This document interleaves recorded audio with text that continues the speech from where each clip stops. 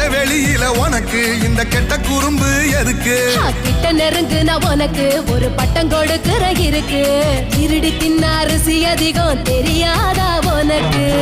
பொண்ண பெத்தவளை பார்த்தா கோயிலே கட்டு வேண்டியாத்தா. ஒன்னே பெத்தவளை பார்த்தா கோயிலே கட்டு வேண்டியாத்தா.